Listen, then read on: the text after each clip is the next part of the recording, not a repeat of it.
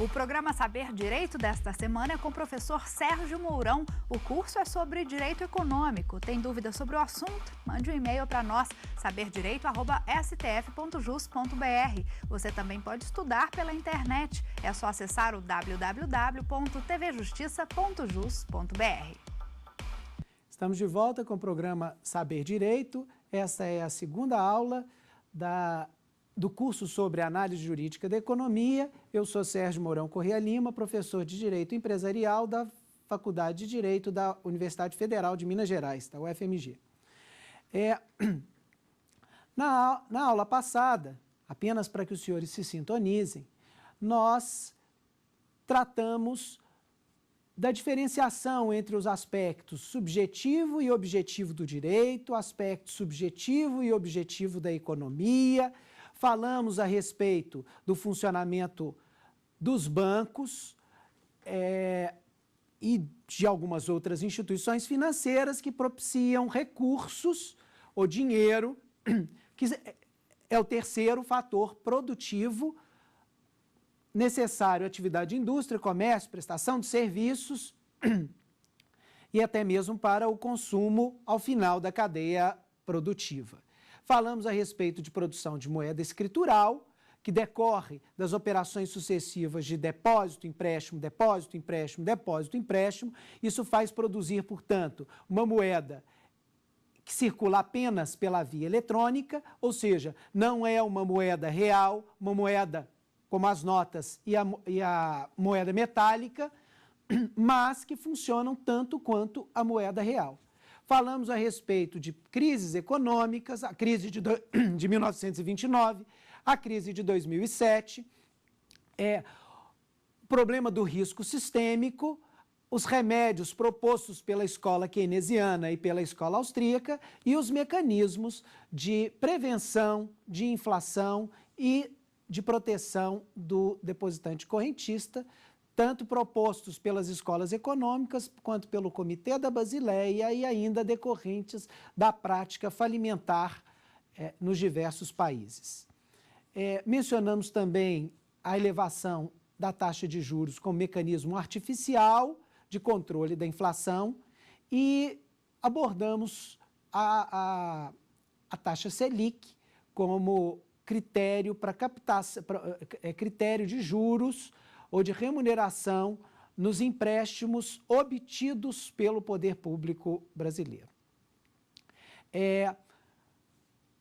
Quando nós analisamos na aula passada o aspecto subjetivo do direito, falamos das pessoas físicas, das pessoas jurídicas, aí as estatais, as não estatais com participação e sem participação do Estado, e os entes despersonificados, figura extremamente importante para esta segunda aula.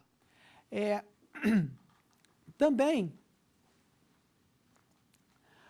falamos a respeito dos atos, tanto os unilaterais quanto bilaterais, que se inserem dentro do ordenamento jurídico do país, que tem no topo a Constituição e abaixo leis, decisões jurisdicionais, atos administrativos e atos unilaterais de vontade.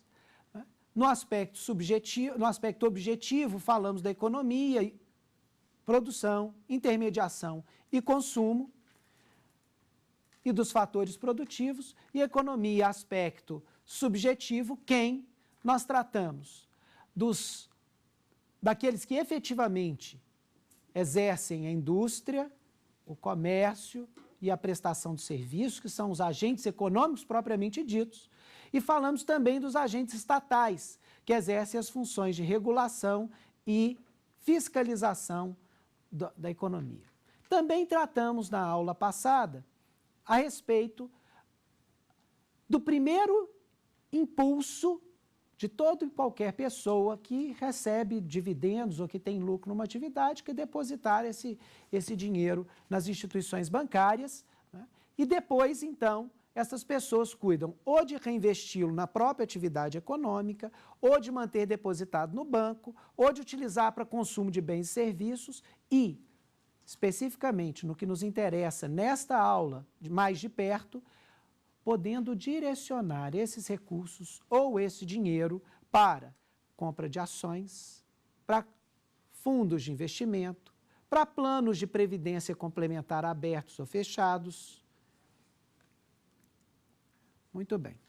E é nesse ponto que nós iniciamos o debate sobre o papel das instituições financeiras no âmbito do mercado financeiro, que se subdivide, como nós cuidaremos de tratar. Mas merece destaque aqui o artigo 17 da Lei 4595 de 1964, que diz: considera-se instituições financeiras, para os efeitos da legislação em vigor, as pessoas jurídicas, públicas ou privadas, que tenham como atividade principal ou acessório a coleta, a intermediação ou aplicação de recursos financeiros próprios ou de terceiros, em moeda nacional ou estrangeira, e a custódia de valor de propriedade de terceiros.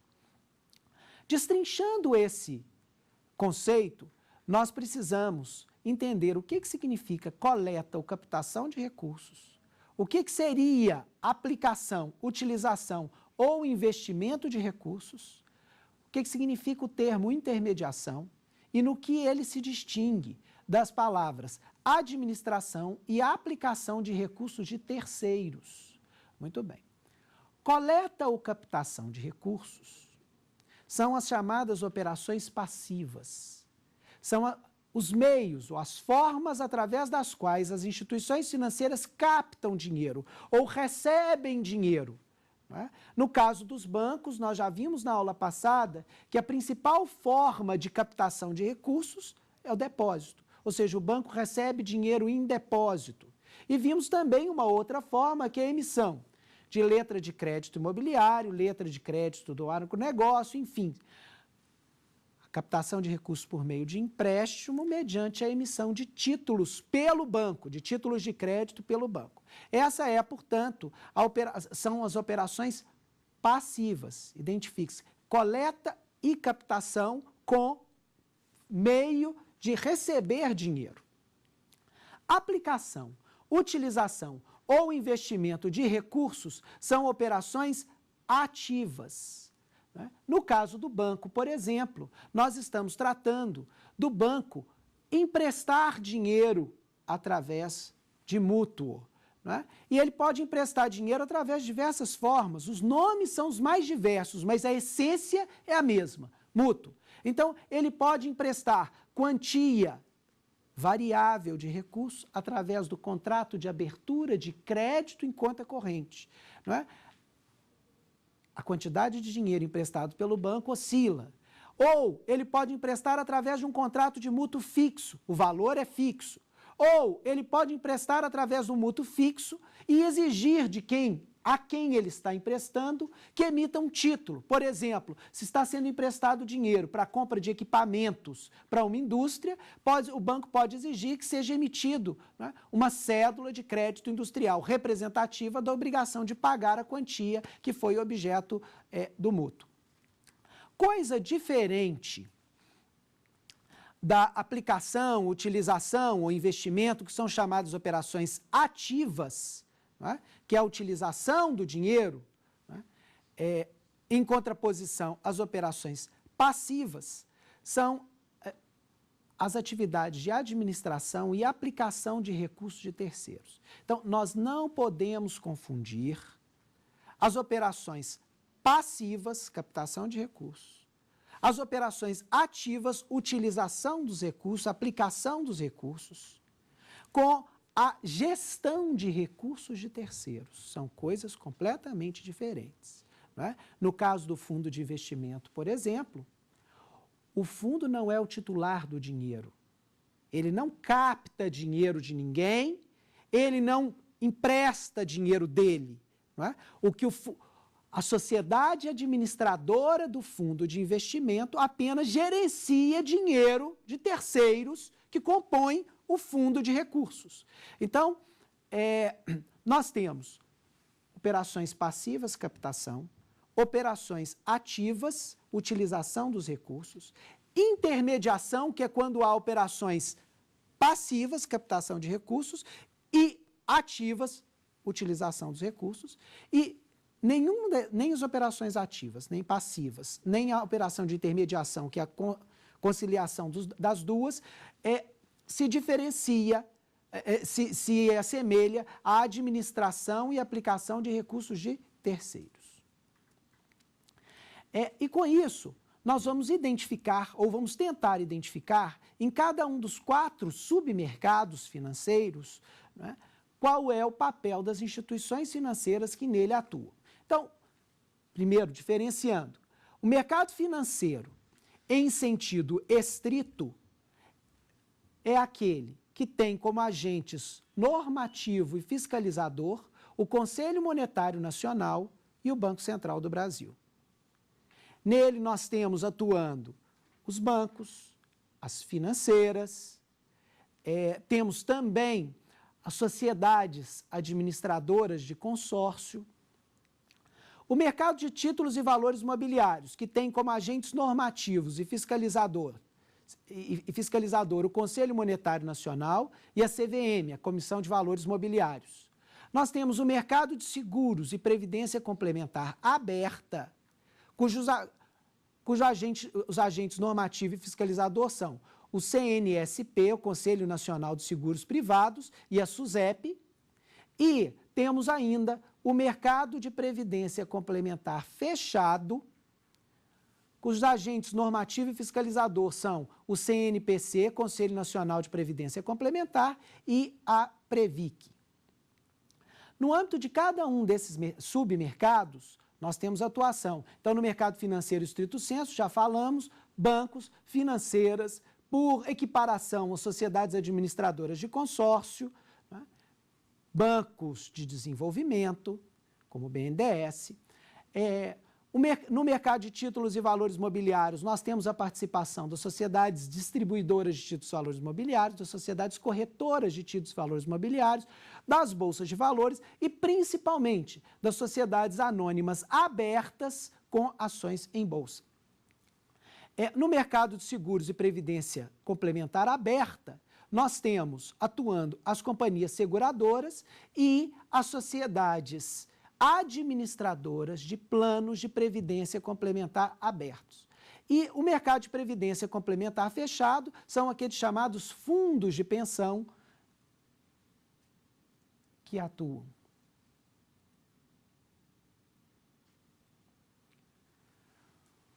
Bem, quanto ao mercado financeiro estrito sensu, ou em sentido estrito, nós já falamos, tanto na primeira aula quanto nesta, a respeito da sua atuação. Ou seja, os bancos captam recursos como? Recebem dinheiro em depósito, esse dinheiro é contabilizado como dinheiro de terceiros, numa conta corrente contábil em nome do depositante correntista. O banco também pode praticar as operações passivas, captação de recursos, mediante a contratação de empréstimo. O banco toma dinheiro emprestado e emite como representação da obrigação de pagar títulos de crédito, como as letras de crédito imobiliário, as letras de crédito do setor agrícola e outros títulos. Esses recursos, quando emprestados, passam a ser contabilizados no passivo do banco. Por isso as operações são tidas como passivo, porque é endividamento do banco. Outra forma que o banco tem de captar recursos é mediante a emissão de ações. Então, quando o banco, que sempre é estruturado sobre a forma de sociedade anônima,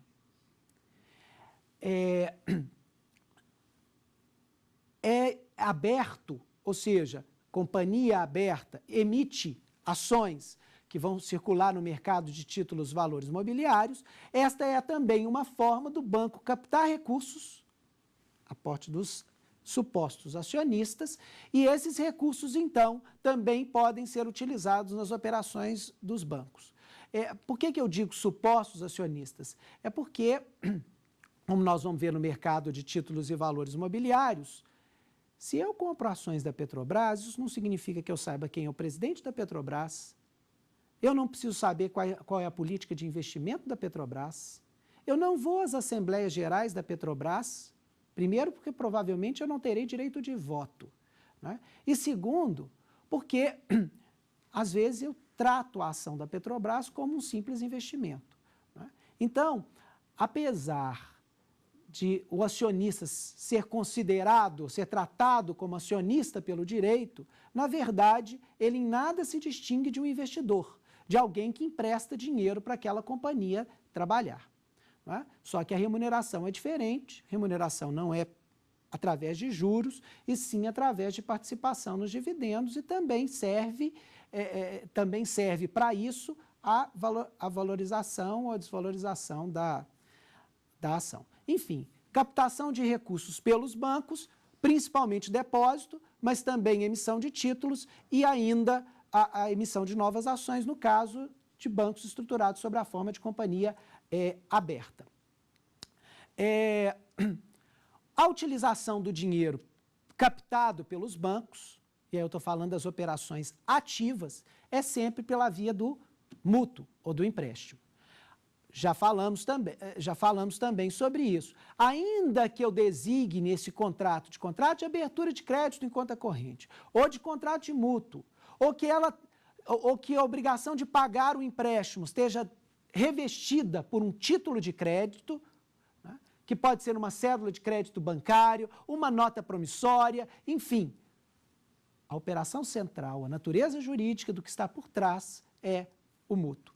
E, com isso, nós podemos concluir que o banco exerce, ou é o mais perfeito exemplo da atividade da intermediação, onde capta recursos, operações passivas de uma forma e empresta recursos, operações ativas de outro lado.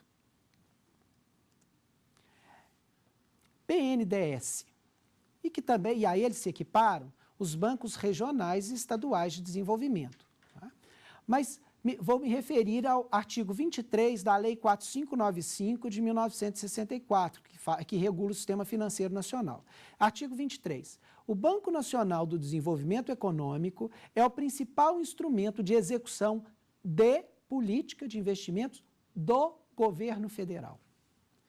Enfim, como é que o BNDES capta recursos, operações passivas, através da obtenção de empréstimos, né? Então, ele pode captar recursos no exterior, como pode captar recursos no Brasil, por meio de empréstimos.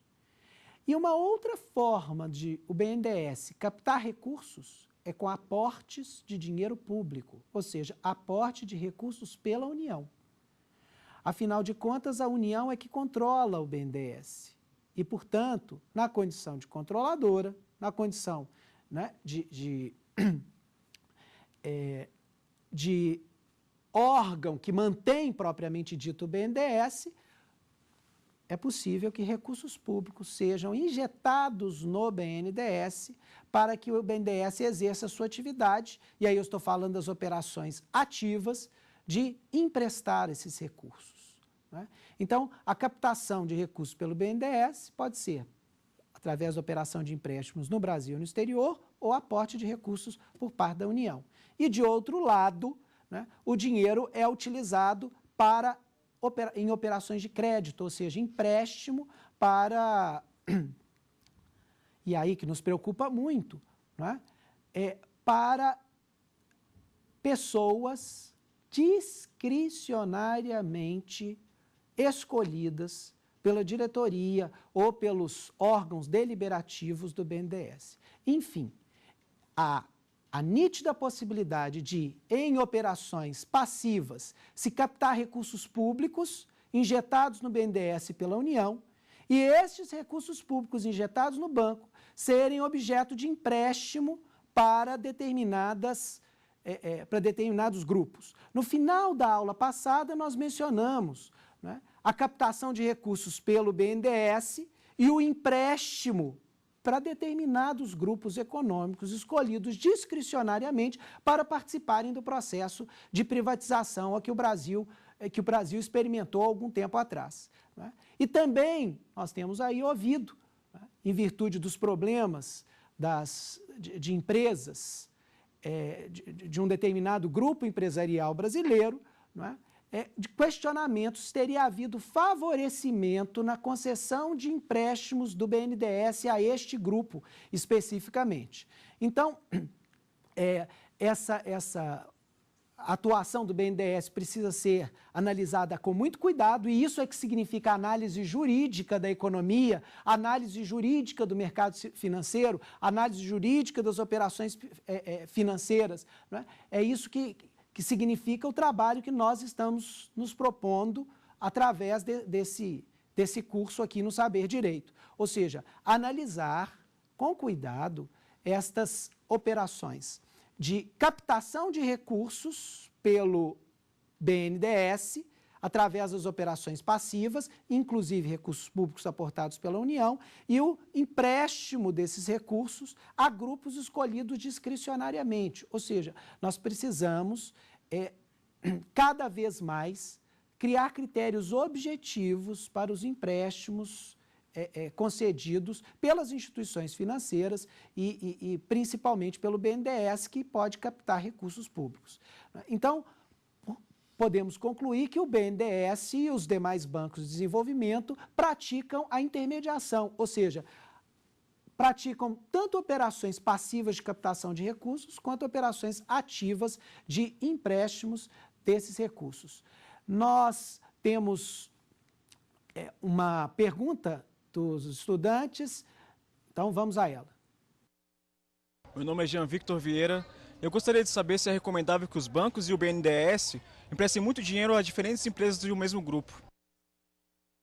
É exatamente esse um dos maiores problemas que nós temos enfrentado no caso dos financiamentos concedidos pelos bancos públicos. Como eu disse, os recursos são captados muitas vezes por meio de aportes da própria União, de recursos públicos.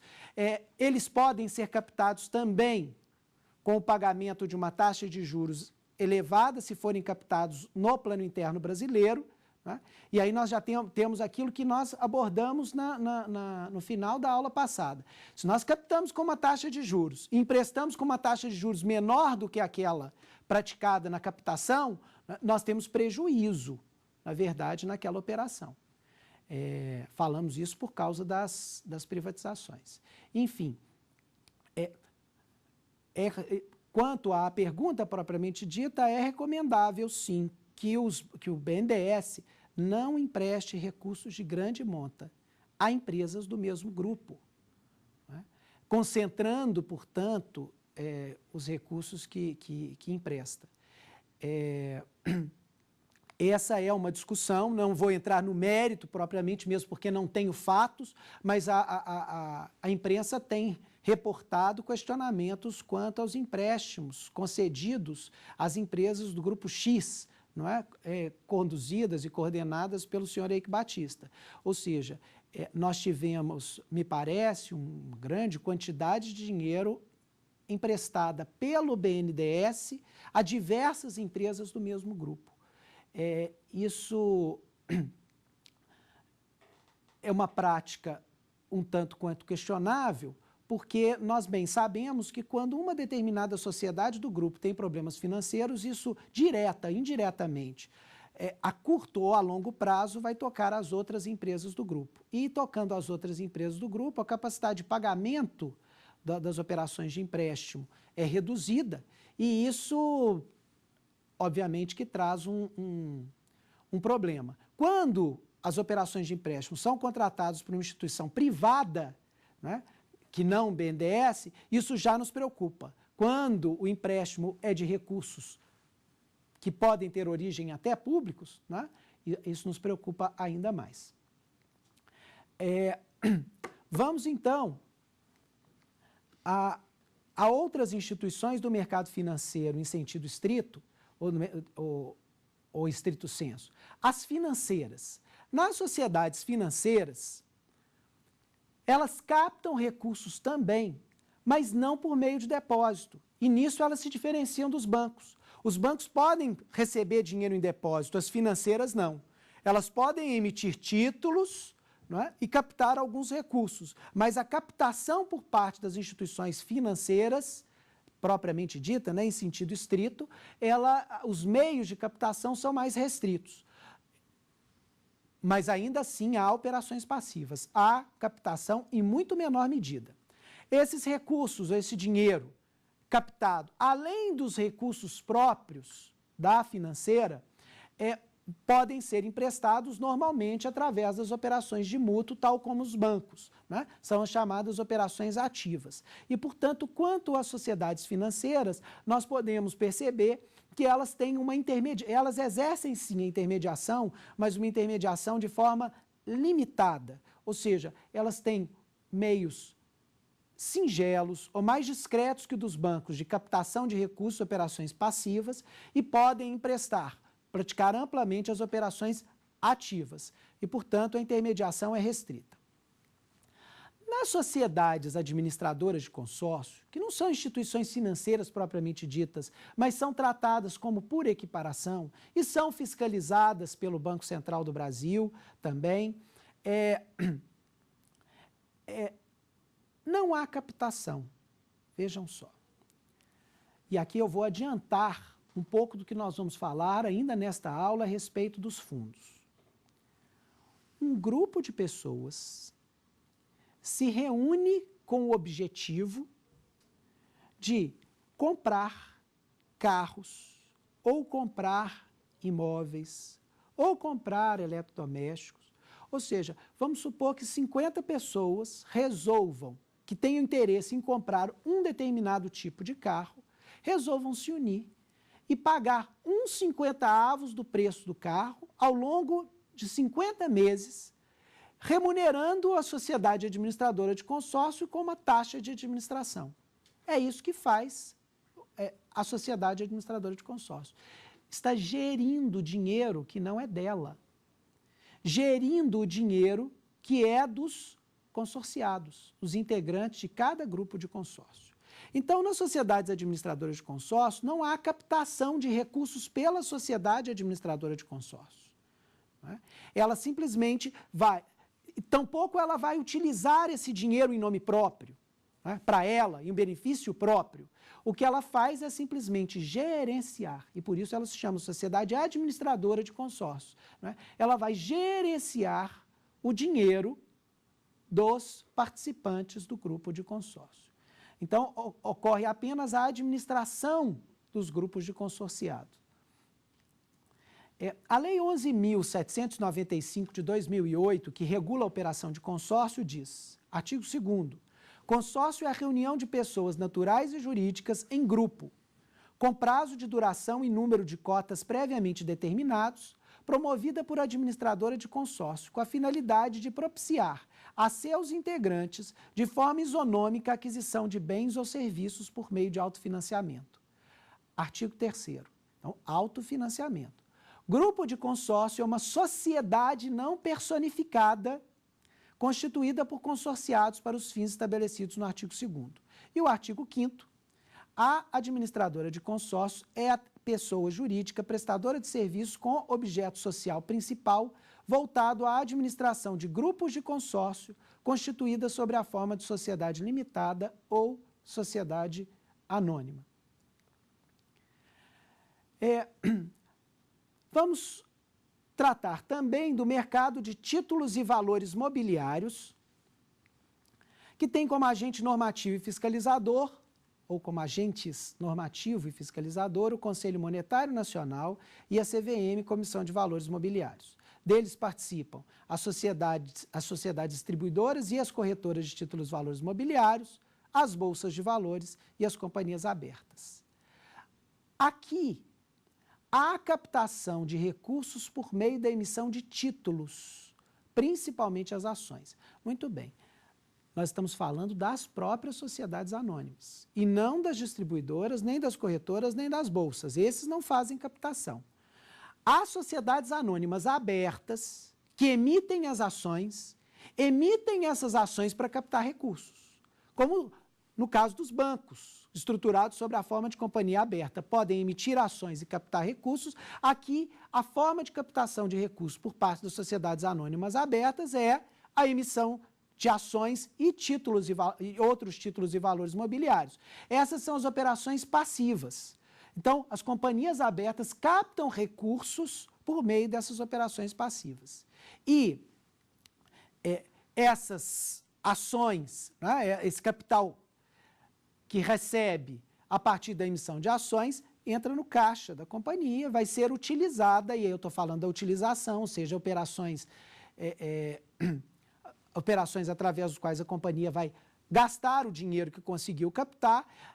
Essas operações são atreladas ao próprio objeto da companhia, ou seja, a companhia emite as ações, capta os recursos e utiliza nas suas atividades. Portanto, as companhias abertas praticam operações passivas de captação, mas não praticam operações ativas no mercado financeiro e, portanto, não praticam a intermediação.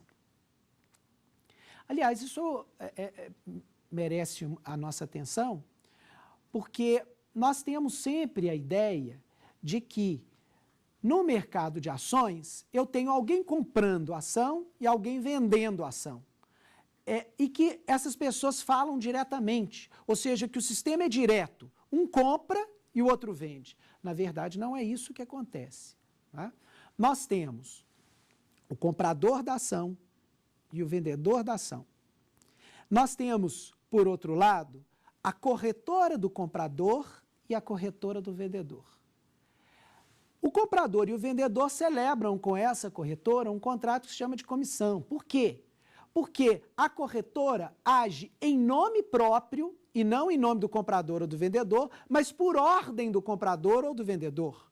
Né? Então, nós temos o comprador e o vendedor, nós temos a corretora do comprador e a corretora do vendedor, nós temos, caso essa corretora não seja agente de compensação, o agente de compensação de cada um deles, né? E nós temos a Bolsa de Mercadorias, a Bolsa de Valores e Mercadorias e Futuros, né? Porque vem da unificação da Bovespa com a BMF, né? Nós temos ela no centro das operações, ou seja, nós temos 2 contratos de compra e venda de ações e não um contrato de compra e venda de ações. Né? Nós temos um contrato de cá e um contrato de cá. Ao mesmo tempo que a Bovespa compra a ação do lado de cá, ela vende a ação do lado de cá. Ou seja, não há uma interligação direta do comprador e do vendedor. O comprador está comprando da BMF Bovespa, o vendedor está vendendo para a BMF Bovespa, que funciona como ente central das operações no mercado de títulos e valores mobiliários. E aqui nós passamos a tratar de um tema que é talvez os mais relevantes do mercado financeiro. Me refiro aos fundos. Não estou falando dos fundos de investimento ainda, vamos tratar deles, mas estou referindo ao Instituto dos Fundos. E o que são fundos? Um conjunto de dinheiro que muitas vezes é utilizado para comprar um conjunto de bens, e esse dinheiro é aportado pelos participantes do fundo. Nós interrompemos aqui apenas para tratarmos da segunda pergunta feita pelos estudantes nessa segunda aula do curso de Análise Jurídica da Economia. Olá, professor. Meu nome é Gessé Esmeraldo Monteiro Araújo. Gostaria de saber, a lei define fundo? A lei não define fundo. A lei não não estabelece o que seja fundo. E isso faz com que nós tenhamos uma dificuldade enorme. Existe, sim, a definição de fundo, se nós considerarmos o grupo de consórcio como fundo, na lei de consórcio, aquilo que nós já lemos. Existe, sim, a definição do que seja fundo, com critérios outros, é o mesmo instituto tratado de outra forma na lei de um determinado fundo de investimento, que é o fundo imobiliário. Existem também algumas definições de fundo oriundas da CVM, mas tratando do fundo de investimento. Na verdade, o Instituto Fundo é um só. Vejam só, quando um grupo de pessoas se reúne aportando recursos para uma determinada finalidade, nós temos um fundo. É um fundo de dinheiro, é um fundo de bens, é um fundo de coisas. Né? Nós temos, então, fundo. Qual seria a natureza jurídica desse fundo? E aí o propósito daquela divisão entre aspecto subjetivo e aspecto objetivo. Porque os fundos de investimento, no seu aspecto subjetivo, é uma sociedade, um grupo de pessoas. Vejam só como é que o Código Civil define sociedades. A sociedade quando pessoas reciprocamente se obrigam a contribuir com bens ou serviços para o exercício de atividade econômica e a partilha entre si dos resultados. Artigo 981. É um grupo de pessoas que contribuem com bens ou serviços para uma determinada atividade e a partilha de resultados. Então, aquele fundo é uma sociedade que, sem personalidade, é uma sociedade de fato, irregular ou em comum, como cada um dos autores trata. Mas, por outro lado, aquele conjunto de dinheiro ou de bens não é de propriedade do fundo, porque o fundo não tem personalidade jurídica. Então, como é que ele vai exercer a propriedade sobre aquele dinheiro? Então, quem é que exerce, ou quem é que tem a propriedade ou a titularidade sobre aquele conjunto de dinheiro? Obviamente que os próprios participantes do fundo, né, em condomínio. Esta é a essência da palavra condomínio, ou codomínio, ou copropriedade.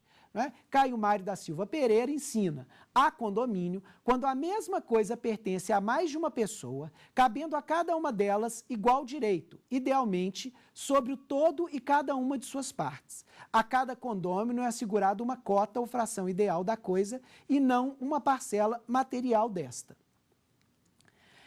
Então, os fundos de investimento, do ponto de vista subjetivo, são uma sociedade de fato. Do ponto de vista objetivo, é um condomínio. Né? E a bobagem nós ficarmos disputando um ou outro conceito.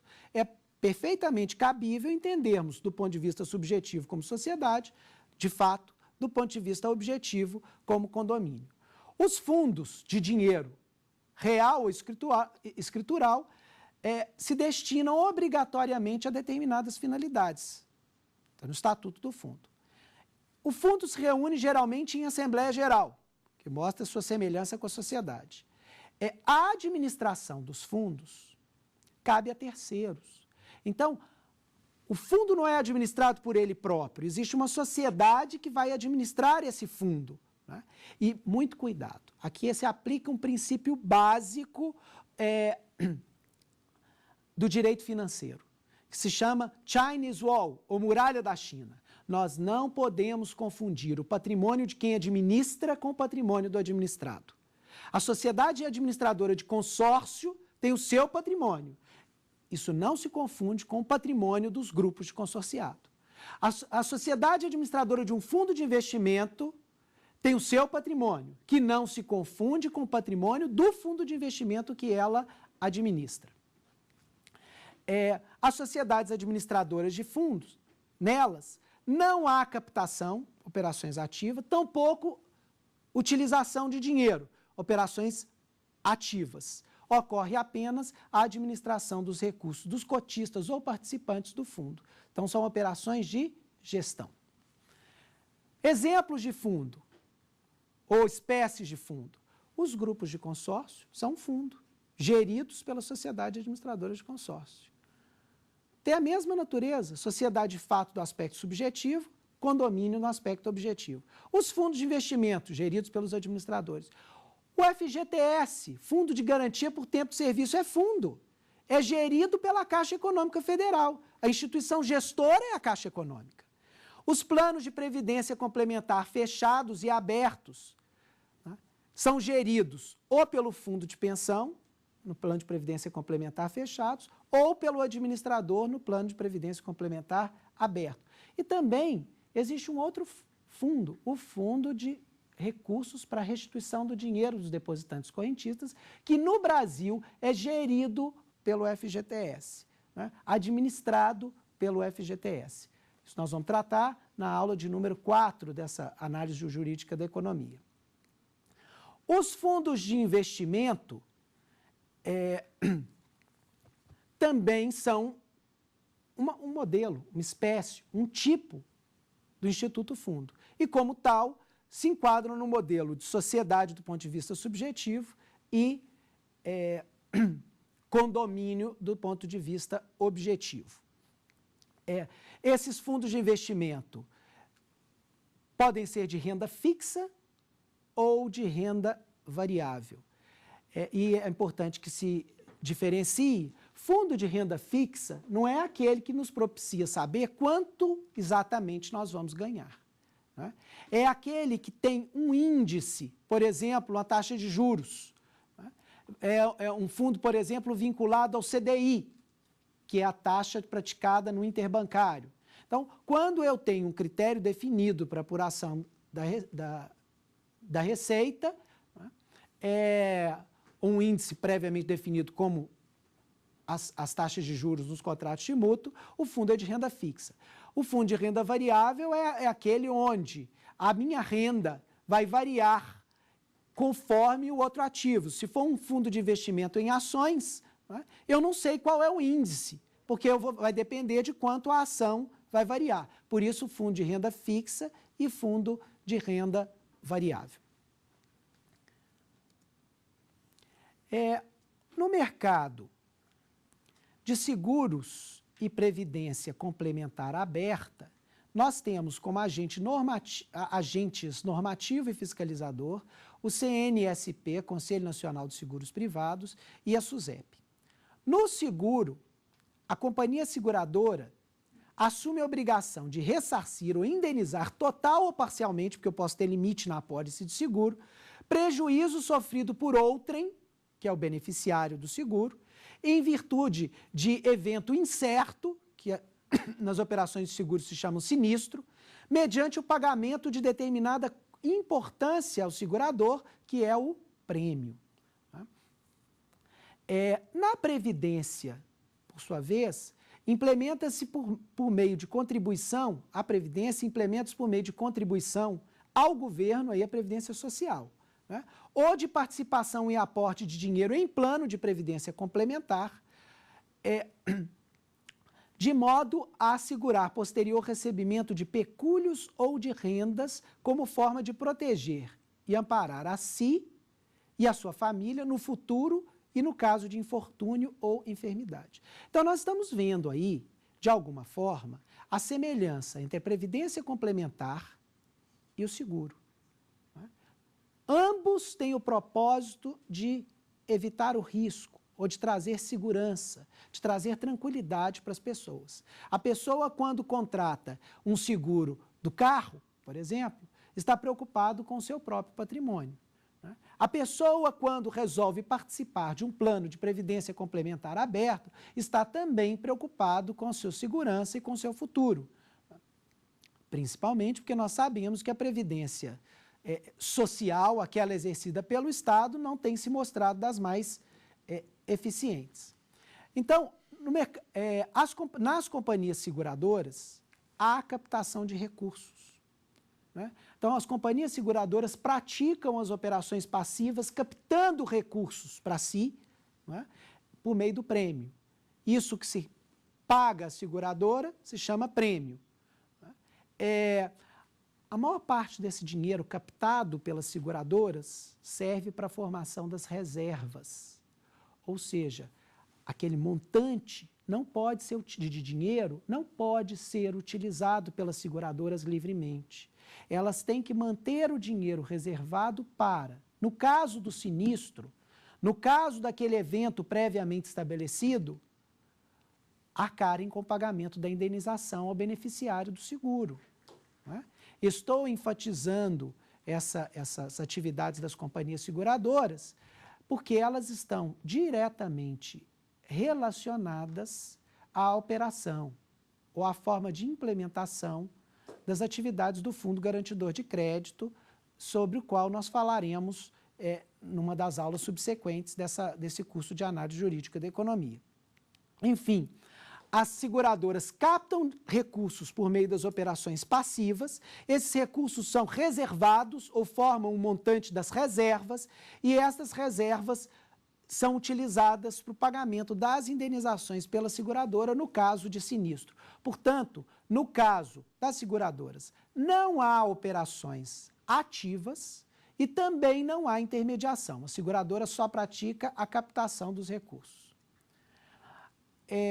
Na previdência complementar aberta, e é importante que se distinga da previdência complementar fechada, né? A previdência complementar fechada, ela está restrita a pessoas vinculadas a determinado empregador. Então, por exemplo, os funcionários do Banco do Brasil podem recorrer a um plano de previdência complementar fechado, né? Gerido, administrado pela Previ. A Previ não é o plano de previdência complementar, a Previ é a gestora do plano de previdência complementar daquelas pessoas vinculadas ao Banco do Brasil. Da mesma forma que o Petros é o fundo de pensão ou gestor dos planos de previdência complementar das pessoas vinculadas à Petrobras. Como não são apenas as pessoas vinculadas a determinado empregador, né, a determinada sociedade, que podem e que têm necessidade de uma previdência complementar, na medida em que a previdência social não é muito eficiente, é que nós temos os planos de previdência complementar abertos, geridos por terceiros. Então, nesses planos, não há captação de recursos pela sociedade administradora do plano de previdência complementar. Tampouco esses recursos são aplicados em proveito próprio da sociedade administradora dos planos de previdência complementar. O que acontece da mesma forma que no consórcio, feito pela sociedade administradora de consórcio, da mesma forma que nos fundos de investimento, geridos pelas sociedades administradoras do fundo de investimento. Também nos planos de previdência complementar, abertos e fechados, nós temos apenas a gestão, a administração do recurso dos integrantes do plano. Ou seja, aqui o conceito é aquele mesmo lá dos fundos, né? Grupo de consórcio, fundo de investimento, plano de previdência complementar são exemplos de fundo. Ou seja, do ponto de vista subjetivo, sociedade de fato, ou ente despersonificado. E do ponto de vista objetivo, condomínio, ou copropriedade sobre o fundo de recursos, ou os recursos que integram o fundo, e os bens por eles comprados. No mercado de previdência fechado, os agentes normativo e fiscalizador são o Conselho Nacional de Previdência Complementar e a Previc. A previdência complementar fechada, como eu já disse, funciona da mesma forma, mas eu posso ter um elemento extra. Eu posso ter o empregador como patrocinador do fundo. Ou seja, além do aporte de recursos por parte dos funcionários do Banco do Brasil, em prol do plano, gerenciado pela Previ, eu posso ter também o Banco do Brasil aportando recursos para os planos. Ou seja, os planos, aquele fundo de recursos, não é formado apenas por contribuição dos participantes do plano, mas formado também por contribuição do empregador, ou seja, do chamado patrocinador. Banco do Brasil, no caso da Previ, Petrobras, no caso da Petros, Forluz, no caso da CEMIG, e assim sucessivamente. As sociedades administradoras de planos fechados de previdência, também, da mesma forma, não há captação de recursos por parte deles, operações passivas, tampouco há utilização desse recurso por parte deles, operações ativas. Há apenas a gestão dos planos de previdência complementar fechados por parte dos chamados fundos de pensão. Por isso é que tanta ênfase merece ser dada naquela regra básica da Chinese Wall. O patrimônio dos planos geridos pela Previ não pode se confundir com o patrimônio da Previ, né? Uma coisa é a administradora, outra coisa são os planos. Muito bem. Isso nos leva à terceira pergunta formulada por estudante nesse segundo dia. Olá, professor. Meu nome é Vitor Ribeiro. Eu gostaria de saber se, na sua opinião, a responsabilidade dos administradores de instituições financeiras deveria ser objetiva ou subjetiva? Eu tenho a opinião de que a responsabilidade dos gestores de toda e qualquer instituição financeira deve ser pessoal e objetiva. Primeiro, é importante que se diga que esses gestores, eles estão lidando com recursos de toda a população brasileira. Eles não estão lidando com recursos próprios. Eles estão lidando com recursos de uma coletividade de pessoas, uma coletividade enorme de pessoas. Enfim, quem administra um banco está recebendo dinheiro dos depositantes correntistas para guardar, para cuidar, para gerenciar bem. Não é? É verdade que podem emprestar esses recursos, mas tem que ter critérios. Porque o objetivo maior da população brasileira ao entregar o dinheiro num banco é que esse dinheiro seja guardado e não mal aplicado, né, ou extraviado. Da mesma forma que num fundo de investimento, o gestor do fundo de investimento está gerindo dinheiro em condomínio, que é de uma coletividade de pessoas, de uma infinidade de pessoas. No plano de previdência complementar, a pessoa já está recorrendo ao plano de previdência complementar preocupado com o seu futuro e com a sua segurança. Se esse gestor agir de forma irregular, né, o gestor do fundo de pensão que administra o plano de previdência complementar fechado, ou o gestor da instituição financeira que administra o plano de previdência complementar aberto, se essas pessoas agirem de forma irresponsável, né, não se pautarem pelas boas práticas, entendo sim que a responsabilidade tem que ser pessoal, objetiva e a mais ampla possível. Agora, tem que fazer aqui uma distinção. É óbvio que eu não estou sustentando que a pessoa que investe no fundo de investimento possa responsabilizar o administrador do fundo de investimento, né, se por acaso as ações que foram compradas pelo fundo de investimento caíram, né, tiveram seu valor de cotação reduzido. Né. Obviamente que a obrigação do administrador ou do gestor, né, é agir de acordo com o estatuto, de acordo com os regulamentos, de acordo com a boa prática administrativa. Né? Ele não é responsável toda vez que um ativo que integra aquele fundo se desvalorizar ou apresentar um valor de perda. Então, são duas coisas completamente diferentes.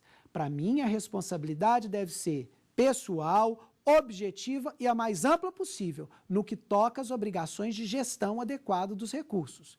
Isso não significa responsabilidade por perdas no seu investimento, o que não pode, de forma nenhuma, ser atribuída aos administradores das instituições financeiras. Isso nos leva apenas à conclusão de que, no mercado financeiro, nós temos 3 problemas com os quais nós devemos lidar e vamos, em certa medida, fazer isso nas próximas aulas desta análise jurídica da economia. Primeiro, nós não temos uma legislação sistêmica, coerente e adequada sobre o mercado financeiro. Temos, sim, legislações esparsas, né, sobre planos de previdência, tem uma lei sobre sobre consórcios, não temos regras definidas sobre fundos, ou sobre o instituto do fundo, o que faz com que CVM, no que toca a fundos de investimento, regule de uma forma. Banco Central, Congresso Nacional e Banco Central, no que toca aos consórcios, regulem da mesma forma, ou seja, nós temos o mesmo instituto, a mesma figura sendo regulada de forma distinta pelos diversos textos legislativos em vigor. Segundo, nós também precisamos de balizas para a atuação dos entes reguladores e fiscalizadores. A próxima aula vai versar exatamente sobre isso, atividade de regulação e fiscalização. E terceiro, e esse é um ponto crucial, no Brasil, diferentemente de outros países como os Estados Unidos, nós temos sociedades vinculadas ao mesmo grupo exercendo todas as atividades financeiras. Nós temos aqui, por exemplo, Banco do Brasil, BB Leasing, Banco do Brasil, Sociedade Corretora e Distribuidora de Títulos Valores Mobiliários, Banco do Brasil, Seguradora, e Banco do Brasil gerindo, né, a gestora dos planos de previdência complementar abertos, além da Previ, gerindo o plano de previdência complementar fechados das pessoas vinculadas ao Banco do Brasil. Isso nos traz um pouco de aflição, né? Porque seria isso conveniente do ponto de vista do direito da concorrência? Seria esse o melhor para os consumidores brasileiros? É com essas reflexões que eu termino essa segunda aula sobre análise jurídica da economia, retomando na próxima oportunidade com agências reguladoras e regulação e fiscalização do mercado financeiro. Muito obrigado.